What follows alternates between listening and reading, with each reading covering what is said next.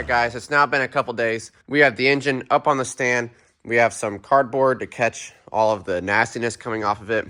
Because today we're pulling off all of the accessories and just trying to get down to the cylinder head. And the plan today is just to get the cylinder head off of it. We're going to get this little girl stripped down. I'm just going to set you guys up and just get to cranking on this thing. Before we get started, I just want to show you guys how much this thing just needs cleaned up. I mean, she's just a 200,000 mile workhorse. She's definitely been leaking for a little while. So that kind of shows you guys why I'm pulling it out. Here's a little shot of the minor head gasket leak we got going on, but still leaking. It's actually doesn't look as bad as the amount of coolant and oil that was on the ground from it. But yeah, we're just excited to get turned into this thing. Hopefully it looks nice and clean and fresh when we get done with it.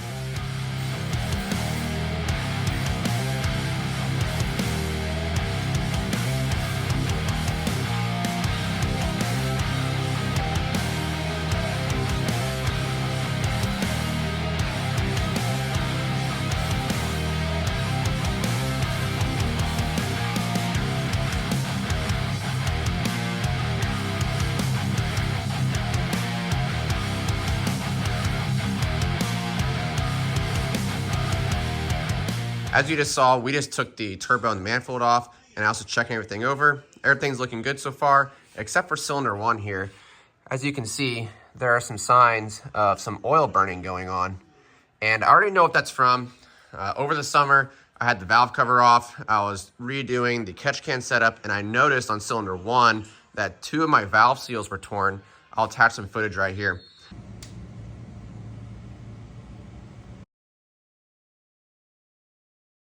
So that's definitely where the oil consumption was going. And I already fixed those, of course, and then this happened. But right there is some proof that valve seal leaks do cause some oil consumption.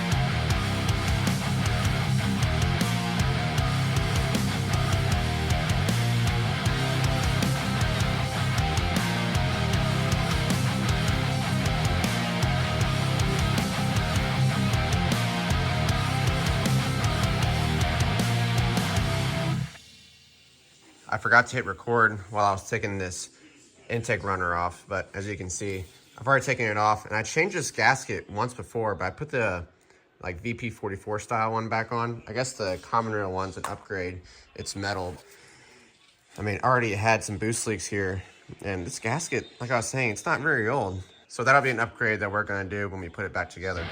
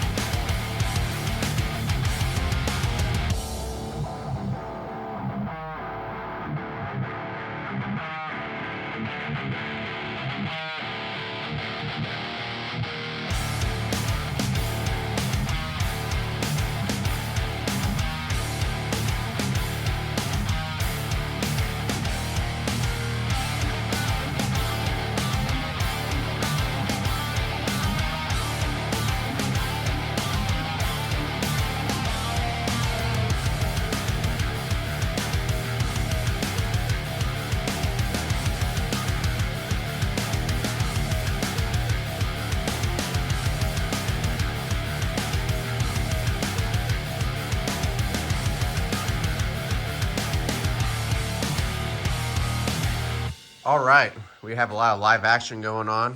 We just watched the Chiefs beat the Raiders, and is it soccer? Football? I don't know. Not a big fan of football here. Anyway, we had one stud that did not want to come out, and I didn't want to strip out the Allen up top, so we're just going to pull the head off and then work on him with the head off. But we are hooked up, ready to go. As I was loosening the head studs, at one point, lots of air came out right there. That was interesting. Not sure if that's common or not. We also have a lot of coolant showing up around. Probably pretty common. But everything's out. We're ready to take it off. Got a Hurricane to assist. Pull it up.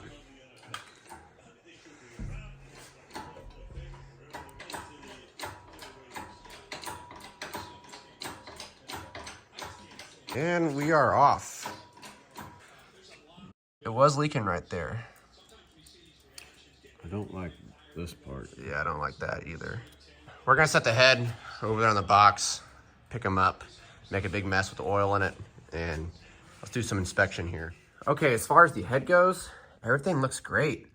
I mean, I don't see any cracks, which I was not expecting at all. I was expecting to see some cracks between valves, like right here, but everything's looking good. It just probably needs a cleanup. I'm contemplating just taking it to the machine shop, having them pressure test it, and maybe just do a light deck on it. But I don't really know, trying to consider my options here. But in the block department, everything's looking good. Just need to clean up this top face, which if you have any recommendations on that, drop that down below. But the cross hatching inside the cylinder walls all look great. Almost like a brand new motor. But definitely have some cleaning up to do over here. But as far as the head goes, or the head gasket at least, lots of corrosion and like buildup, and just, I don't know, I didn't really expect to see that. Don't really know what that tells us, but definitely looks like the head gasket was leaking and needed to be changed. Something that does kind of concern me, look inside of this valve spring, you can see the valve seal is torn. Focus. See how the valve seal is already messed up? That is actually the same valve that had the torn valve seal in it. We're still learning here, so if you know what that's about, drop that down below as well. This valve and this valve are the ones that had torn valve seals. This one was very minor, but this one was like popped all the way up, almost touching the valve spring cap. So trying to figure out that. And I have the rest of the parts kind of down there spread out. And then I like to lay all my stuff out nice and clean, 1 through 6. So we're pretty much ready just to start tearing into the short block now. I need to decide what I'm going to do with the cylinder head. Before I go, I'll talk about a few things I want to do in here. I've got a lot of wire cleanup to do, pulling the insulation out, and then just a lot of cleanup, obviously. I want to finish painting my frame because I have it painted pretty much up to this point, and then on the outside up here. So I want to paint all the inside, and then probably do some steering work. And I have a surprise coming down there and over there that you'll have to wait and see. But we're not going to do any repaint action or none of that. I'd love to, but that'll be next time. You know, we're still kind of on a budget here. But I am going to relume the ECM harness, get that cleaned up. Like I talked about in my last video, do some better wire management. And yeah, I'm considering doing something with these AC lines. I'd really like to do like custom lines and run them like 90 out that way and run them back through the fender. put the canister like over there somewhere, maybe. I don't know. I'd like to do something like that and put the condenser behind the intercooler. That is all just wishful thinking, but we have a lot of stuff to cover over here in this department. But like I was saying, that's going to do it for today, and I'll be coming back down here tomorrow actually to tear into the short block and just to make more progress. So stay tuned for that. All right, good morning guys. We're starting off right where we left off with the block on a stand. I'm going to start off with a little weather report. Let me get this engine stand out of the way. Turn you guys around here. This kind of came out of nowhere. I mean, it just snowed like a blizzard out here. Little horse out there is like, what the heck's going on? But as far as the engine goes today, hey buddy. Today the plan is to get some more of this off, like the starter, the tensioner, harmonic balancer, probably the vacuum pump, probably the VP44. So plan is just continue stripping down and get it covered up and then order parts. So let's just get right to it.